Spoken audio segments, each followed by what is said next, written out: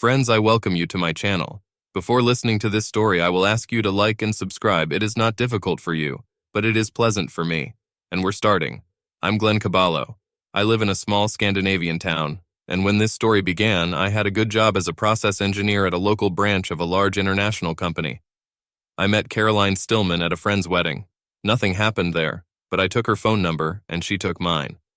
To my great surprise, she called me a week later and invited me to dinner at her place. I agreed and went with a bottle of wine and a big red rose. Her apartment was in order, the cooking was great, and we had a very good time. In fact, we had such a good time in bed together that I even had breakfast in the morning before going home. Of course, I was happy that I met such a girl, and I continued to date her. After a few more dates, Caroline told me that she was in love with me and demanded that I be honest and tell her about my feelings for her. I looked her straight in the eye and told her the truth. I was in love with her too. Just 4 months later, we agreed to live together in my house, a house that I was able to buy thanks to a little money I won in the lottery. After we moved in together, Caroline suggested we have a great wedding on the 10th anniversary of our first date.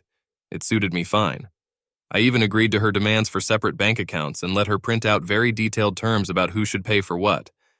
Although it looked a little strange, I accepted her suggestions mainly because it ensured that my house would be protected as private property if we went our separate ways. A few little warning bells rang right after she moved into my house. I was an ordinary guy, not an experienced Casanova, and so I had some doubts.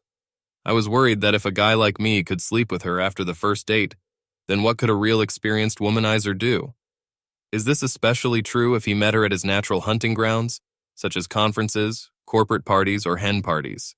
There were no suspicious signals, and soon the warning calls disappeared because Caroline and I had a good relationship. In fact, it was much better than many of our friends. Caroline and I promised to keep our family out of trouble, and after every divorce we saw among our friends, we even became closer. Caroline got pregnant, and we had a daughter, Alice. However, no one is 100% perfect, and we are faced with our first serious family problem after 8 years and 7 months of living together. As in many other ways, it was economic issues that put Caroline and me on the warpath. Our problem started when the company I worked for moved all its production and most of the local administration to Portugal. My job and more than 600 other jobs have been permanently lost in our city. Of course, in a small Scandinavian town like ours, it was impossible to find so many new jobs in a short time. For the first 3 months, being unemployed, I, as usual, received a salary from the company. But after that, it became difficult for me, because now I only had my limited savings and small monthly payments from my unemployment insurance. It was a difficult time, but I held on. Caroline paid her expenses exactly in accordance with our agreement, and to my surprise, did not offer or show any intention to help me by taking on an increased share of our family expenses. Then, in one terrible month, shit got into the fan. We had some unexpected problems. Expensive service for my car. The refrigerator and dishwasher broke down and had to be replaced, as well as a high bill from my dentist. Then, worst of all, Caroline and I agreed to go to an expensive show one weekend in our capital with Melanie and Tom, Caroline's old friends. Without talking to me, Tom bought tickets, express train tickets, and booked rooms in a 5-star hotel for the 4 of us. I knew for sure that my stocks had dropped to zero, and even a small loan would be needed to pay all my bills. I had no interest in using any credit to go to a 5-star hotel and to a damn show. I also did not want to use any part of my last reserve, shares of a profitable company, which I intended to save for more important things if my house had real problems. So I had no choice, and I couldn't afford to go to this show. I told Caroline that I couldn't afford this trip and we should skip it. She flew into a rage and screamed, "No way in the world. It's not my problem if you can't afford to go and have to stay at home. But I want to watch this show, and I'm going with Melanie and Tom, that's for sure." I expected Caroline to offer me some economic help in solving my problem during this trip, but since she didn't make any attempts, I decided to swallow my pride and ask her, "You know how much I'm going to have to pay this month for all these unexpected expenses, but if you really want me to go to the show with you, could you please pay my share of the trip, and I'll pay you the same trip when I get a job again?" I asked her. Her cold response really surprised me. "I expected you to freak out, so I already talked to Tom, and he promised to sell your ticket to someone else." "So you're going to the show without me? Instead of staying at home with me or taking care of helping me when I have temporary economic problems? We've turned into a very nice couple, haven't we?" Tom says you still have until tomorrow to find the money. I'm sure you can fix it somehow if you really want to come with me, Caroline said in a cold voice. Okay, I realized that you don't care about me. I'll take it as your final decision that you and I won't do anything together anymore. It's time to solve our damn problems once and for all, I said, rushed to my car and drove away. She ran after me, shouting something I couldn't hear. At some distance from my house, I parked the car and tried to calm down and think about the situation. Caroline and I had been living together for a little over 9 years. We had a child together, and we planned to get married at a big wedding on our 10th anniversary. Caroline and I were fine as long as I had a well-paid job and a good life. Probably not a good enough life because my savings should have been much higher to help me get through unexpected difficult times like now. What struck me the most was that now that I was having some temporary economic problems, it was obvious that, in Caroline's opinion, I wasn't worth a damn. No doubt she now thought of me as just a poor bastard who could cause her economic problems. Even her interest in our lives has suffered from the current situation. It only took me a few minutes to decide what I should do to solve Caroline's and my problems. I went to visit Melanie and Tom. They seemed a little surprised to see me, so after a polite small talk, I immediately told Tom, I can't afford to pay for the tickets and Caroline refuses to help me do it, so I'm coming to you about this weekend trip. I'm going to skip the weekend trip and leave the greedy wife who lives in my house. However, she will go with you, but without me. By the way, she even told me that you have already found her some kind of stallion as a replacement for me. Who is he? Melanie said. Caroline has a lot of money and I can't understand why she's doing this to you.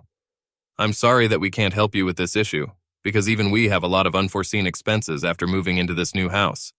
Tom's old friend Michael Gilman has promised to buy your share and join us. I shouted, this damn whore is courting Caroline and will spend the night with her in a hotel room after dinner and a lot of wine. Does Caroline know who's going to replace me?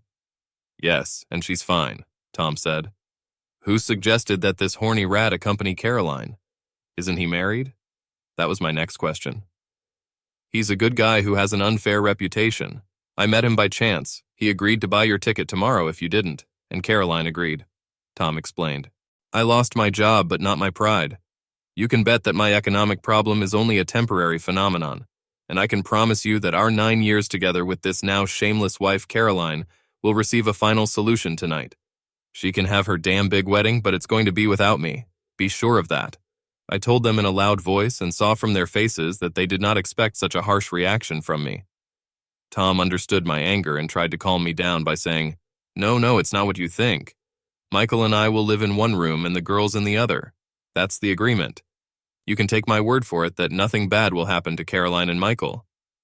Do you two really think I'm an idiot who would believe such damn nonsense? Do you really believe that an experienced girl hunter like Michael Gilman would miss such a great opportunity to use Caroline? She's mad at me because I have economic problems, and that's why she prefers to go there with him. But I can promise you that I don't care if my ex-wife Caroline makes love to him. I think it's time to call Michael's wife for a friendly chat, I said before asking if they had any more cardboard boxes left after moving into the new house. Melanie said, Please calm down. It's not as bad as it seems. Tom and I can swear and promise you that Caroline won't do anything stupid. Why do you need the boxes? She's getting out of my house. If I had agreed to this without kicking her out of my house, I would have been a real laughingstock among all my friends. Never, damn it, never. Can I leave her things in your garage while you're away? Otherwise, they will be stored on your lawn.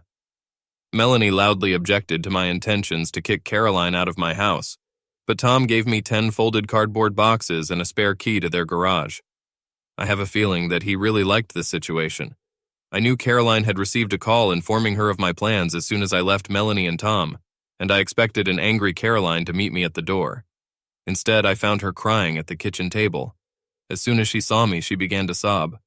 I'm sorry. Please forgive me for being stupid and selfish. I'm really ashamed of what I said before you left. Please forgive me. Of course, I understand the problems, and of course, we are a family that will fix everything together. I've already told Melanie that we're going on this trip together, and she doesn't have to worry about any payment. Tom must have been stupid when he offered your ticket to Michael, but please believe me, it wasn't my choice. Melanie and Tom didn't tell me who wanted to buy your ticket.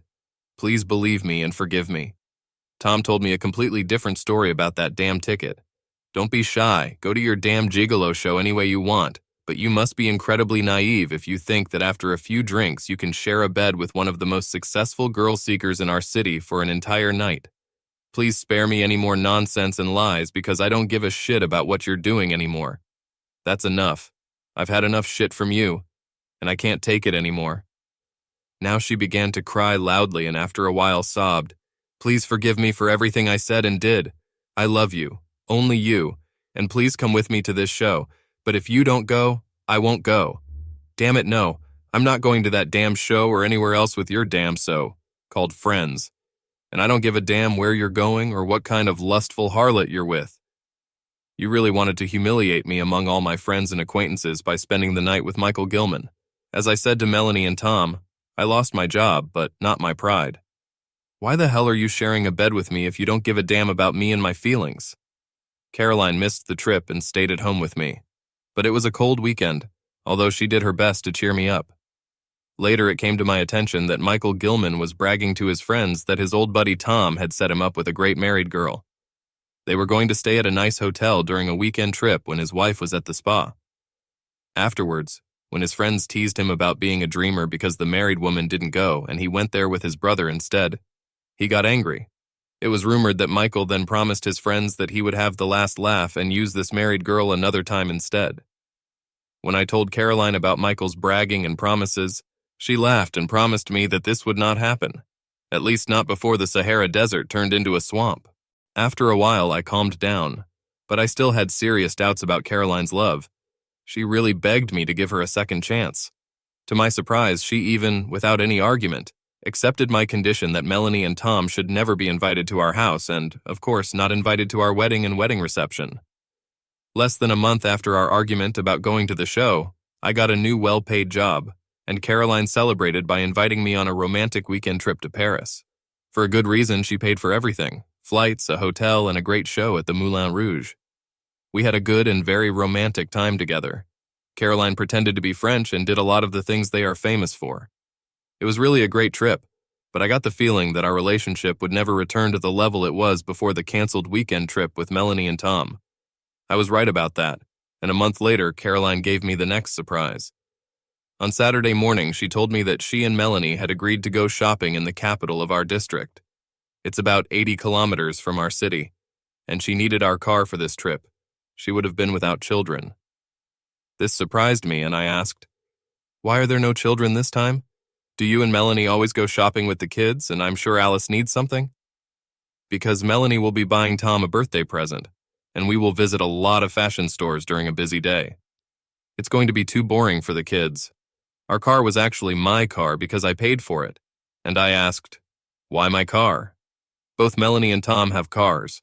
Why should I pay Melanie's expenses for a gift for her damn creepy husband?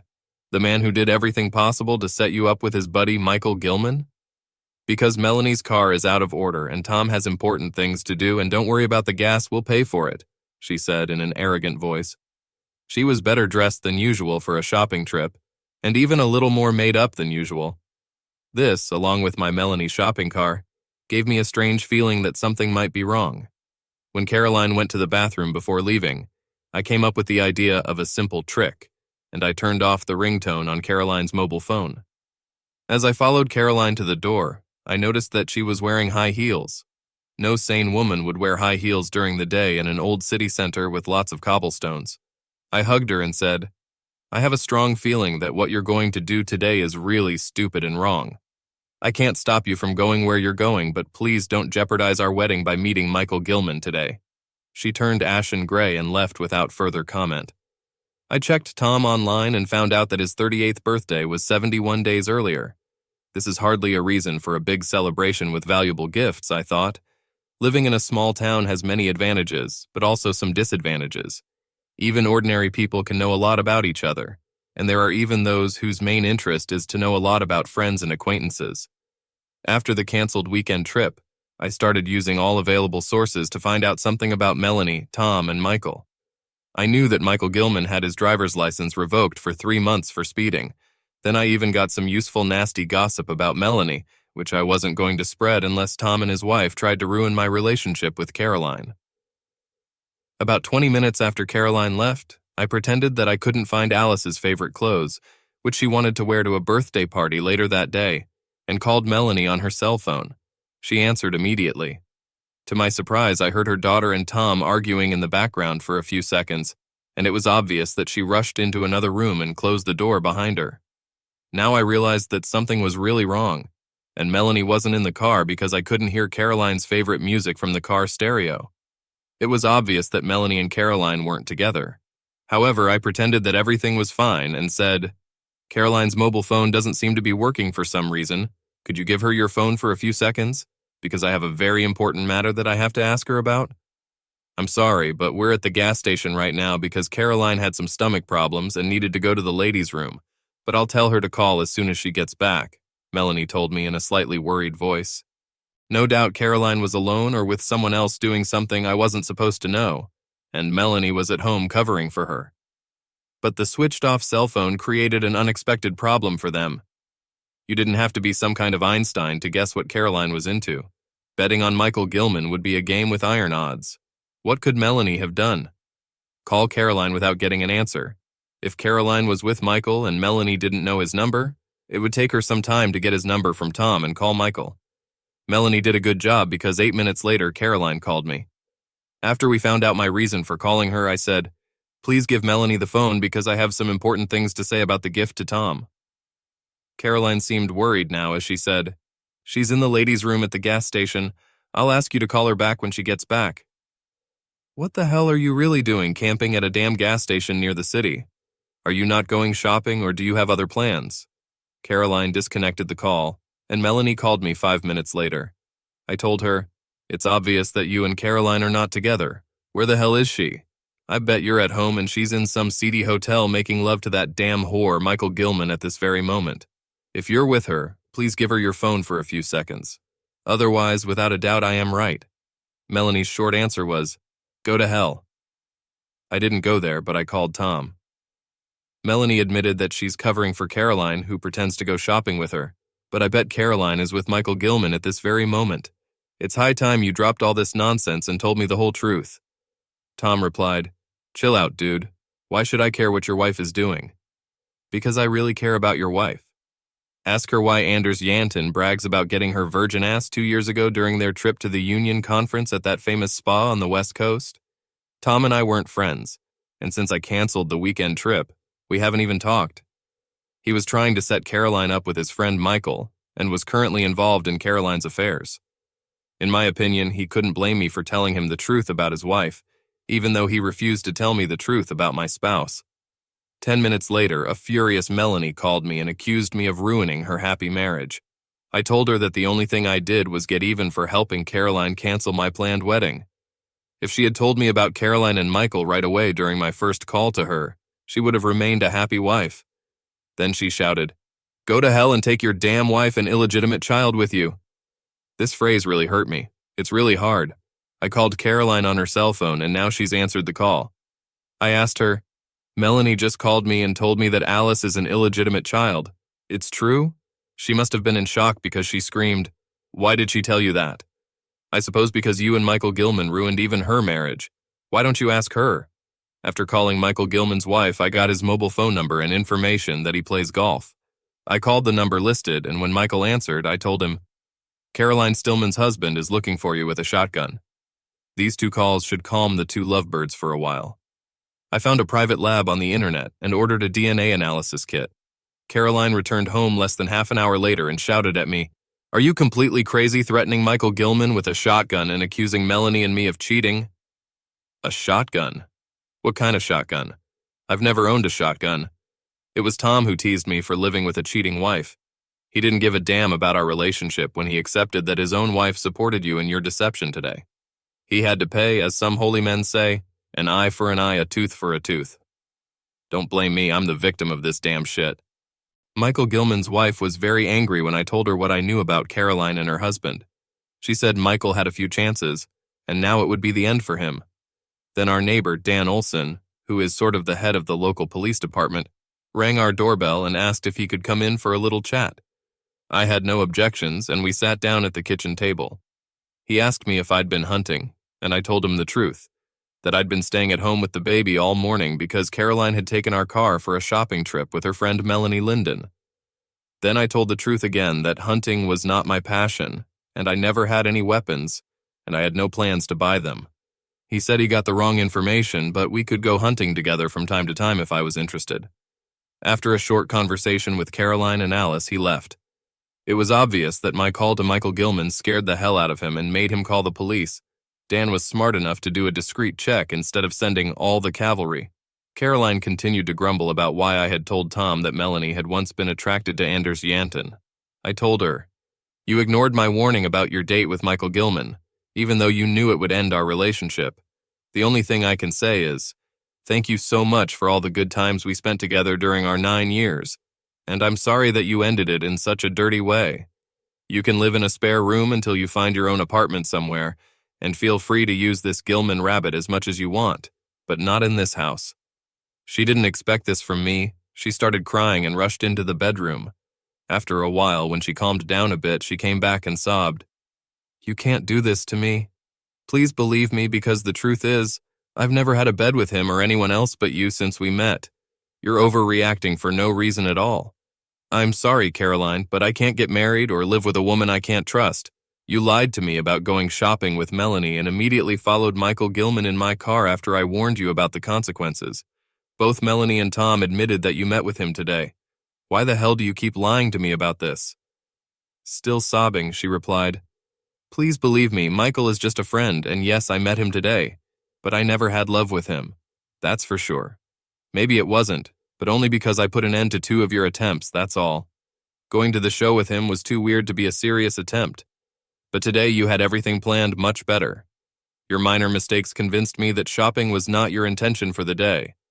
But the old saying goes, on the 3rd try, everything will work out.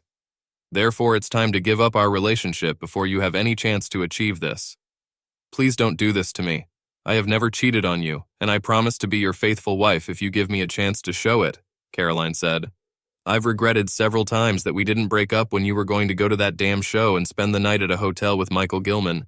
You used my temporary lack of money as an excuse to go with him, and you wanted to do it as if for economic reasons. If you wanted to do this, you could afford to pay for this trip for at least 100 people without any problems. But you refused to help the man you claim you want to marry, even though he begged you to help him solve his temporary problem. I gave you a second chance, even though your intentions to go on the show with Michael hurt. But today's mess with him was the last straw. I'm probably not even Alice's father. I am ashamed and sorry for my actions at the time when you were unemployed, and I never complained that you refused to go to this show. You are my only love since we met, and of course Alice is your daughter. A woman who loves her boyfriend and fiancé would never lie to him and would not book a hotel date with a jerk like Michael Gilman. You did it behind my back." "What about our wedding? Don't you care about what we agreed on? I've already booked a lot of things," she exclaimed. "Michael Gilman will probably be abandoned by his wife, so you can safely marry him instead of me." Caroline ruined our grand wedding plans that we had planned for our 10th anniversary. She has already booked a church, a Rolls-Royce, and a very popular hotel to receive guests. It was one of the worst days of my life, and I felt like a pile of shit. My decision was made, and there would be no third chance. My breakup with Caroline was irrevocable, and nothing could stop it. That's how the only happy family relationship in my life ended. I will never deny that it was like hell. Caroline was a beautiful girl with many good qualities, and that's why I will miss her very much. But I couldn't put up with her attempts to cheat. I knew that many people would think I was a jerk for not forgiving Caroline for her failed naive attempts with Michael Gilman. But I've already forgiven her for going on a weekend trip with Michael once. A few days later, Caroline confessed what she was doing with Michael Gilman, and I was right about him. He worked hard on her and sent her a large bouquet of roses at work with a postcard in which he apologized if his interest in going on a weekend trip caused her any problems. A week after that, he invited her to lunch. After that, they had lunch together once or twice a week. Of course, the dinners began as innocent meetings with pleasant small talk, but their feelings for each other gradually turned into some kind of love desire that they could not deny and did not want to stop. One of the problems was Michael's canceled driver's license, which is why Caroline had to take the car. Michael booked a room in a small hotel that he had used before. Caroline said she began to regret all this at our door when I warned her about canceling the wedding if she was dating Michael Gilman. She told him that I suspected her of cheating with him and wanted to cancel everything. But Michael, who had already paid for the room, convinced her to continue. She did so. The room was not ready when they arrived at the hotel, so they went to a cafe where they received a call from a worried Melanie, who suggested that she cancel the meeting. When Caroline called me and I asked her to hand over Melanie's phone, she began to fear the worst. And when she called Melanie to call me back, Melanie shouted at her, "Skip this damn date and go home before it's too late." She wanted to do it, but Michael refused to go. So they started arguing until Melanie called again and told her that I had found out exactly what she was doing. Enraged, Michael began to realize that all his plans for an affair were falling apart. Now even Caroline lost her temper and told him that she was damn sorry that she agreed to this damn date with a high risk of canceling her wedding and breaking up family relations. Then a completely crazy Melanie called again and screamed that I had ruined her marriage. My last call asking if Alice was an illegitimate child made Caroline scream in despair and run after the car. Then there was a call to Michael warning me that I was hunting him with a shotgun. This call scared him and he didn't dare return home with Caroline in her car, so he took a taxi. A tearful Caroline said she would never in the rest of her life be able to understand why she didn't stop her stupid date when she could still save her wedding and future with Alice and me. Then shit really hit me when I got the results of a DNA test that said A and B weren't related, but A and C were. In other words, Caroline is Alice's mother, but I'm not her father. I decided it was best to contact a lawyer before discussing this with Caroline. Now that there's nowhere else to go, Caroline chose to confess to me at home, rather than in court, about how she got pregnant and who did it. She didn't take pills. We did everything we could to get her pregnant. At that time, she was at a conference, and after a fun party, she spent the night with Nicholas Albertson, a handsome married man, father of 3 children. Neither Caroline nor I ever suspected that I was not Alice's father. My lawyer has started a long legal process to get Nicholas Albertson to return my money and take over the payments until Alice turns 18 or 25, if she gets a college degree. Joint custody of Alice was out of the question, but Caroline and I agreed that Alice could see me as much as she wanted and keep her room in my house. I wasn't her real father, but I was the only father she knew, and I will always be by her side. It's not Alice's fault that her mom is cheating. Tom took Melanie's betrayal with resentment, really very hard. After Melanie's confession, he went straight to Anders Janten and beat the crap out of him, sending him to the hospital for a week. Since Tom's revenge was witnessed by Janten's wife and his 2 children, Tom did not escape several months in prison. Caroline got the new nickname the Queen of Divorce, because her unsuccessful attempts to cheat on me with Michael Gilman led to 5 divorces, which, at least in our city, was a record. They broke up, Melanie and Tom, Nicholas Albertson, Alice's father, with his wife, Melanie's lover Anders Janten with his wife Michael Gilman and his wife, and of course Caroline and me. I believe it will be a difficult time for all involved, although time will probably heal the wounds sooner or later. After all, we are not alone with such an experience these days. Almost half of the population has gone through a divorce. There was no winner in my family except for 3 losers, and I was very sorry for the problems we created for Alice. Alice continued to spend more time with me in her old house than in Caroline's new apartment. She paid a high price for what Caroline did. As far as I was told, Caroline hoped that I would forgive her and take her back. I didn't feel very good myself after all the shit I'd been involved in such a short time. Losing my job, economic problems, Caroline's attempts to cheat, breaking up with her, and worst of all, being thrown in my face that I wasn't the father of my daughter. Although I received several invitations from interested women, I haven't met anyone yet, perhaps because I'm still mourning my lost family, and it hurts like hell. Thinking about it a lot, I can't understand how Caroline could be so eager to date a dog like Michael Gilman. That she, even after my serious warnings, did not hesitate to take the risk and abandon our wedding and everything we had together. One of the strange mysteries in this sad story is that now that both Caroline and Michael are free and living on their own, they have lost all interest in each other and are not dating at all. The only thing I'm sure of is that although Caroline Stillman is a wonderful girl, she will never be my wife.